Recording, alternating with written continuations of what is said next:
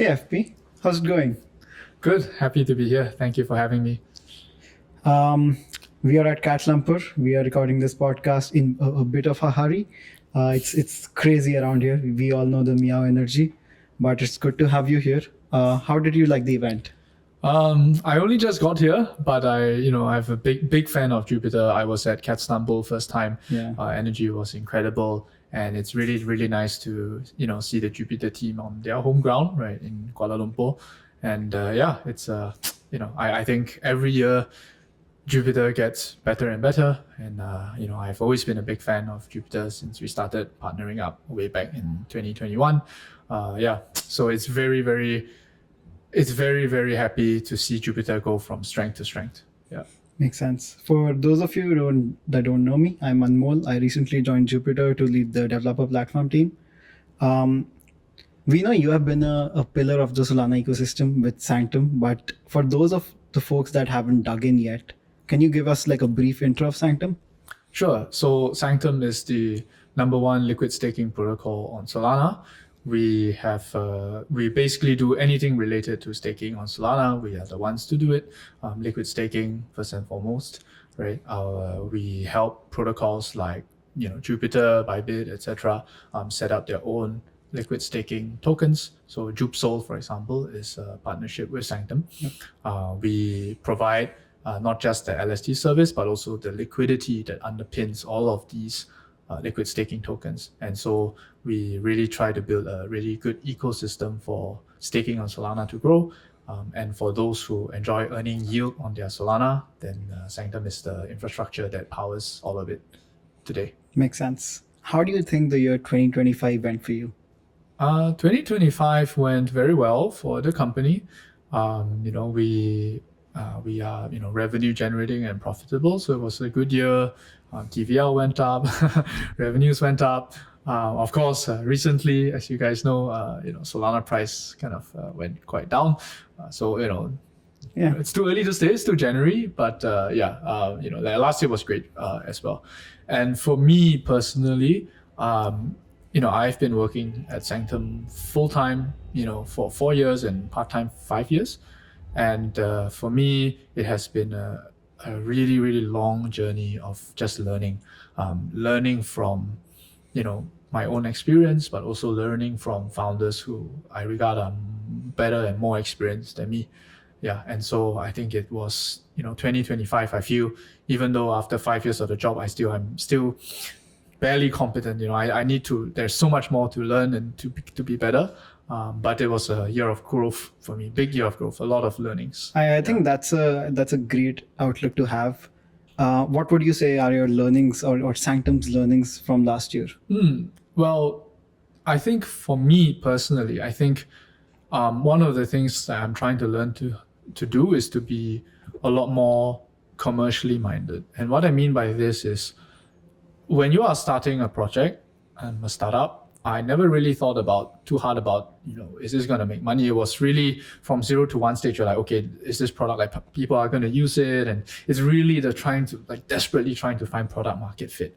And I think past a certain point now, obviously you're going to still have to keep iterating on the product. Otherwise other people will, surpass you and stuff. And you got to keep doing that. But I think the way that you need to think as a business operator or as a founder kind of changes, right? And, of course, the thing like you have a bigger team, so you have to learn to manage people and not do things yourself, right? That's kind of like the basic stuff, but also things like capital allocation decisions, right? When you have a company that has a treasury and it's making money, right? You need to think about, what do I do with this money? Do I reinvest it into the business, right? Do I hire more people? Do I make acquisitions, right? And there are all of these things that you have to think about. And then you almost need to think less like a founder and more of an investor, right? It's like, what am I paying for this thing? What am I paying for this joint venture, right? Is it worth it, right? And all of these things I was previously not completely unaware of because I'm a builder at heart. I love building cool things, but I never think about, is this going to make money? What's ROI, right? And also, with acquisitions, with all of these joint ventures,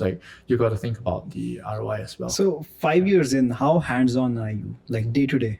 How big is the team, by the way? Team is 21. Yeah, pretty small. Yeah, so around 20 folks. I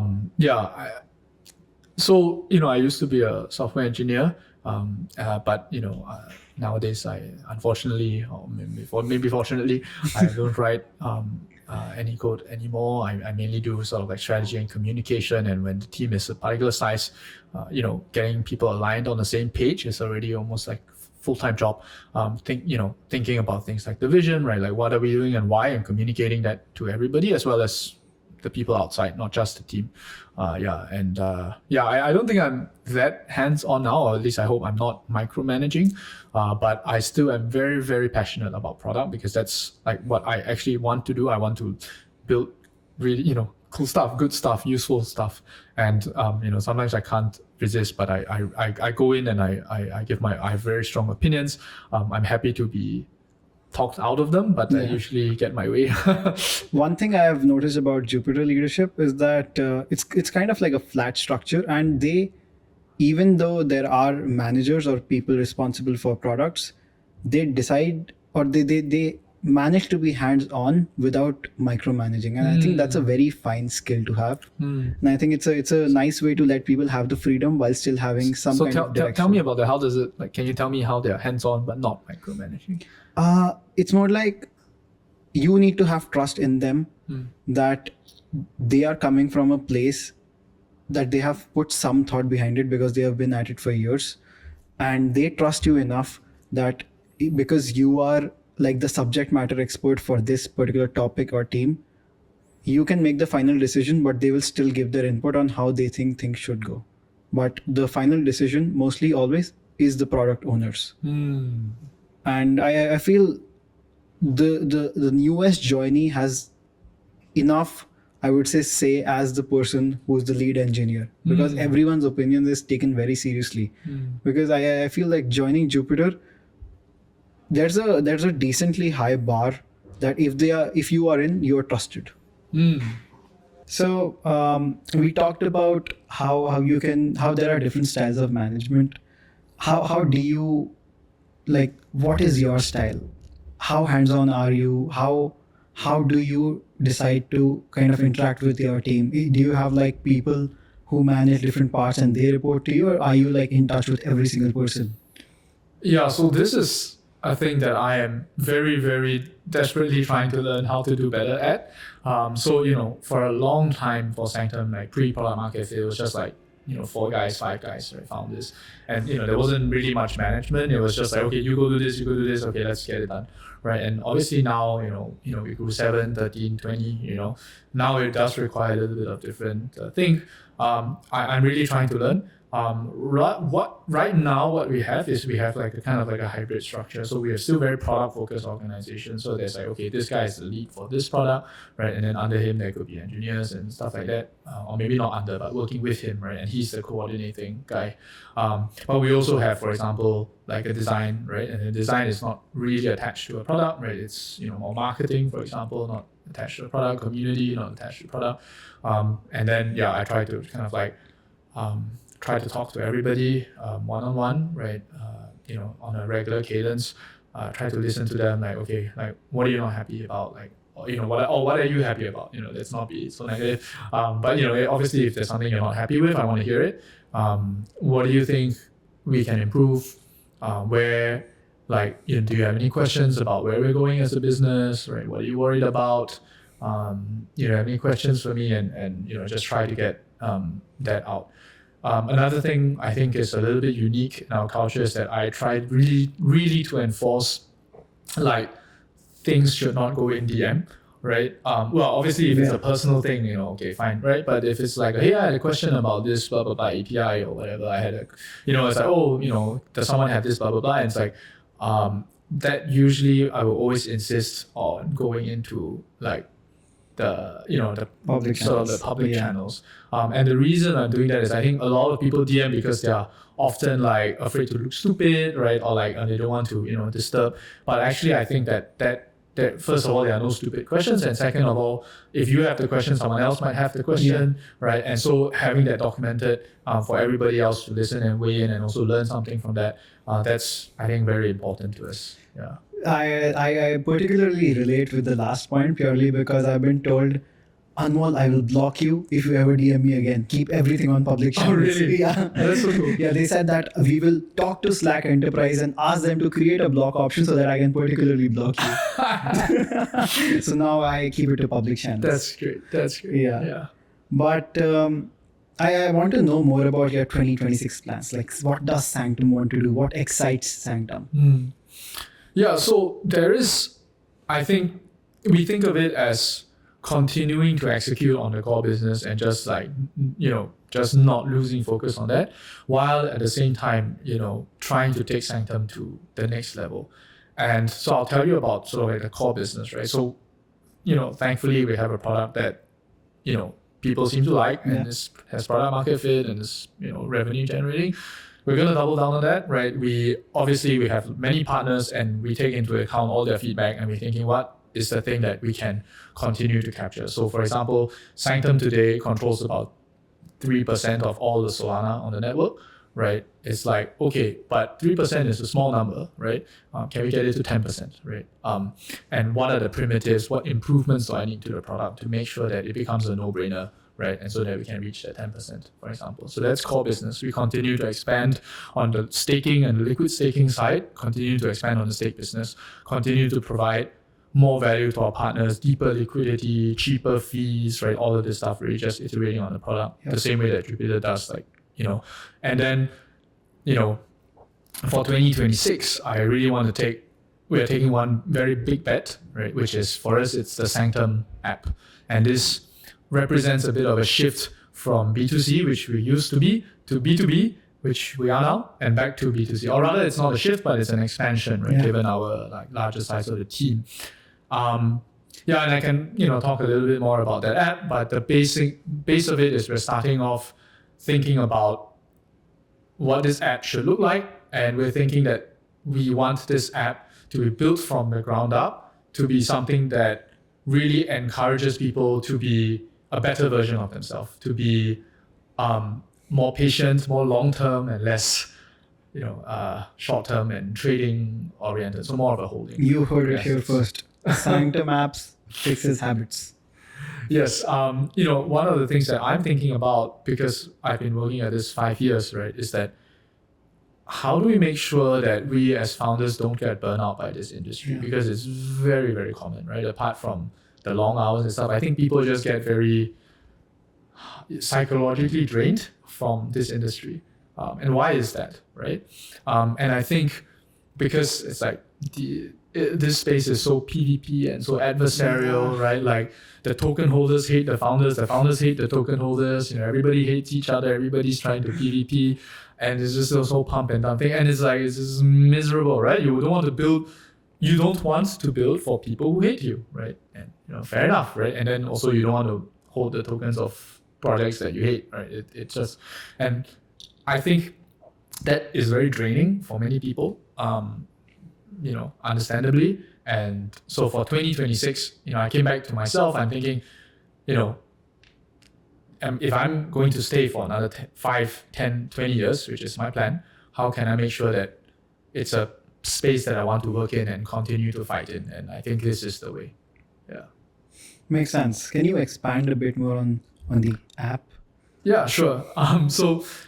I'll tell you kind of first of like the design philosophy of the app, and then I'll tell you actually what it does. Actually, I might start with what the app does first, and then I'll tell you the design philosophy. And really, so Sanctum is really, really good at delivering yields on Solana, staking yields on Solana. And so the app is, at least on feature level, it's staking on Solana. You send your Solana into the app, right? And then every day you get a notification and you get daily yields. And you can track your balances and stuff like that. So it's, we're starting off very, very simple, very, very small set of features, one feature, right? And then, but there are sort of like two design philosophy, right? The first one, as I said, is that crypto is just suffering from this whole PvP downward spiral, and everyone's just so depressed and angry, and there are all these negative emotions. And again, I think this is just a vicious cycle. Yeah. What I mean by this is that when people think short term, right? Then founders do extractive things, right? The industry becomes more short-term, more extractive, which means the long-term guys leave, which means the only people left are the flippers and the short-term guys, which again, it's that euthanasia coaster kind of like image, right? But actually, let's not forget that, crypto is actually incredibly useful, right? It's an amazing tool for capital formation. It's the super highway of capital, and it is really like with these money rails, you can do so much. It is genuinely transformatively useful, right? We don't need to compare, is AI better, Grid better? No, right? It's like, this is transformatively useful and a very, very important technology, just like the internet was, right? But, so the design philosophy for us is that if we believe that companies are going to be started on crypto, money is going to be flowing on crypto, right? Capital markets will be on here, right? How are we building for the future? And so the Sanctum app's design philosophy is really to try to build from the ground up, right? To encourage people to be more long-term oriented. So more holding for a longer time, good assets, right? By good assets, I mean like not shit coins and stuff like that. Yeah, so just because I am an engineer, I'm very curious about mobile experiences. CryptoX Mobile is like my thing. It is. Give me a hint. Will this be on the Solana mobile? Yes, so we'll try our best, right? We want to launch on Seeker, right? And then like on Android and iOS as well. But like this is a very, very much Solana aligned app, right? I mean, the one feature is you deposit Zoe also. And so Solana, Sanctum is very Solana aligned, and the app will also be Solana aligned. Sanctum is known for its like design language and like how cute it is, how approachable it is. Yes.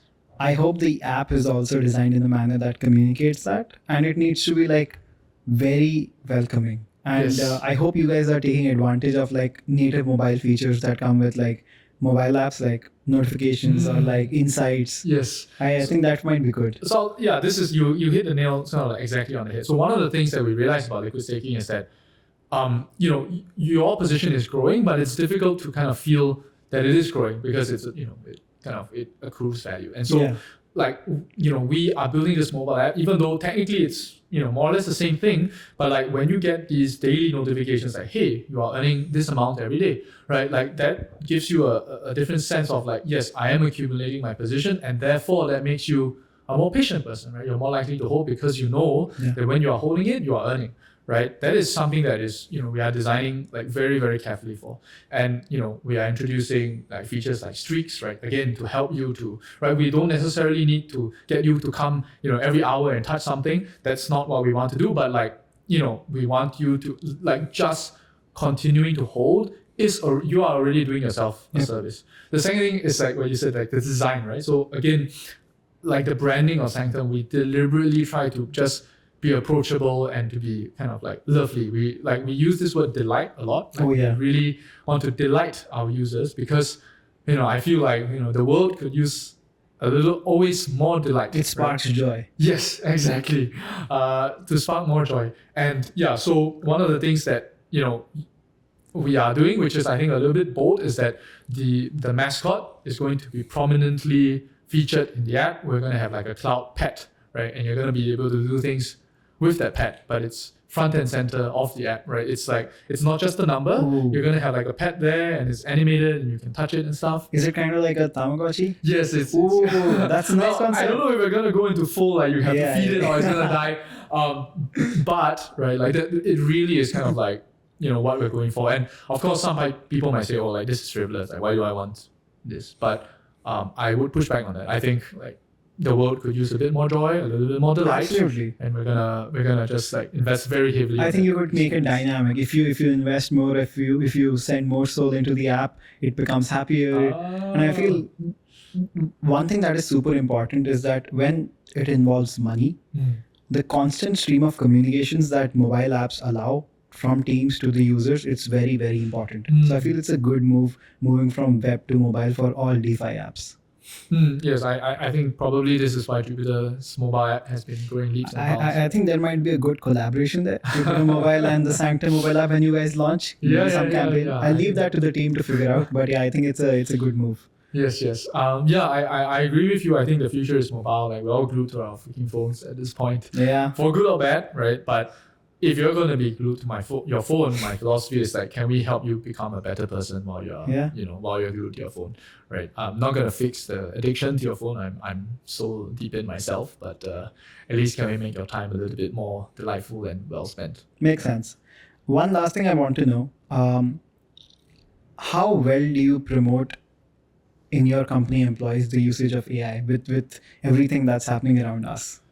Yeah, so there are kind of like two things in which I think one, AI is potentially very, very useful, and one I find less useful. So very, very useful, we have a team of engineers, and a lot of them are asking me, hey, like I use Cursor, I already use, but I feel like there's more that I can do with AI, like with the agents and I've heard from my colleagues at Meta, sorry, not my colleagues, but my friends, and like they have all these like orchestration frameworks and PRs, and they have like 10 sub agents and whatever. Yeah. And our engineers are still writing code by hand, and I think that is we've got to learn, right, how to use that better. And if you after this, maybe you can tell me how, and we're sort of actively exploring that. I think that could be really, really, really useful. Like maybe there's a future where we only have 6 engineers, and then you can is this a layoff announcement? No. We currently have 5 engineers. Yeah. Maybe there's like a future where much fewer engineers are required to really do like the job of like 100. Right? Currently, what's the split between the team? Is it like engineering heavy or is it like non-tech heavy? For a long time, it used to be engineering heavy, but now we started hiring a lot of like support staff, like legal and office management. And sales, right? Makes sense. So what I heard when I joined Jupiter is that you could throw a stone on a random person and it would land on an engineer. Because we are currently like crazy, right? We're 160 people. 160 people. When I joined, we were 120 3 months back. Right. I think so. That's crazy. But we are like 95% engineering. Right. So it's very, very engineering heavy. So that's very interesting to see. It makes sense that you guys ship so fast, Yeah, I feel with the announcement that the leadership is making at Kuala Lumpur, it's going to streamline a lot more. The shipping is going to go into like production ready apps rather than something that might look a bit chaotic. I think that shift is coming. Okay, yeah. I look forward to that. Very excited. So to come back to what you said, and then the second, so AI for software engineering probably incredibly useful, right? And maybe it's not quite there yet for Rust and stuff, but like for TypeScript, yeah, absolutely. Easily. Yeah. Where I think AI, I would caution against it, right, is in doing non-technical work. And I think a lot of people use AI as a substitute for thinking, or like, to write like a report. And like, first of all, I read a lot, like this is my hobby, and I can just smell when something is like AI. And I mean, there's nothing wrong with it, right? But like, first of all, it's like a signal, right? That's like, okay, if AI made this, like how much did you think about this problem? But also, right, like I think a lot of good ideas don't come from like looping through AI, right? The point of a report is not to create a report. The point of a report is to have thought things through, to figure out the correct course of action, and the report is merely a way to communicate this idea to the rest of the team, right? And my worry is that like AI is really replacing like thinking, and I think like AI can't do that right now. It like I've tried, I've done brainstorming with it, and it just tends to loop in circles and stuff like that, and it just doesn't. It's not quite there. But also, I think there's tremendous value in being able to think on your own and just like generate your own original ideas, and then putting those ideas onto paper to communicate it with the rest of the team. So yesterday and day before, I did like 6 podcasts, but those are developer focused ones in the office that we have in KL. Yeah. And I asked the same question to everyone. And the insight I got was some people are so pro AI that they're like, we write the plan, we review the plan, we do like 3-4 iterations, the AI implements, we review the code, they have another agent set up in the deployment pipeline that checks if everything's all right, and then they deploy it into staging. Right, and then there is on the other end, it's the engineer behind Ultra, Wei Liang, and he's like super against AI. Really? And he's like, nah, I write every line by myself, and he's super proud of it. Well, to be fair, Wei Liang is like 100x engineer, He's so insane. maybe for him, Yeah. But it's really interesting to see everyone's opinions on how they use AI and if they use AI. But if you were to leave the people with one call to action or one thing to remember, what would it be? Yeah, so I could show like the Sanctum app, waitlist and all that. But I think When is the waitlist? well, it's out. It's out? Yeah. Oh, nice. Okay, I might as well, right? Like sanctum.so/app, right? Yep. That's the waitlist. Put this sign up. here. Yeah, please. Yeah, but I think everyone like in this space, especially now with so much pain, right? I would encourage everyone to do some soul searching to try to find their why, right? Like what attracts you about this space? Why are you staying in it? Because for me, I spent long time thinking about this. Being a founder is not easy, right? Had very, very low times. But now what keeps me going is, this internal conviction in what we're doing and why it matters. And, like the bear market is very painful, and, people are, very hurt and sad. But I think if people can find that internal conviction, I think they'll be a lot better off. Or if you're, and this is totally fine, if your conviction does not lie in this space, it's also okay. You can go and find it elsewhere. Yeah. So yeah, I mean, always happy to talk to people about this. I have my own interpretation. It's not the one size fits all answer, but I think I've done a lot of work for a long time, and I'm happy to help everyone about this. Yeah. Makes sense. Happy to have you here. If I were to leave you with one message, it would be nobody ships like Jupiter and Sanctum. Please check out their app, and thanks for having me. Thank you.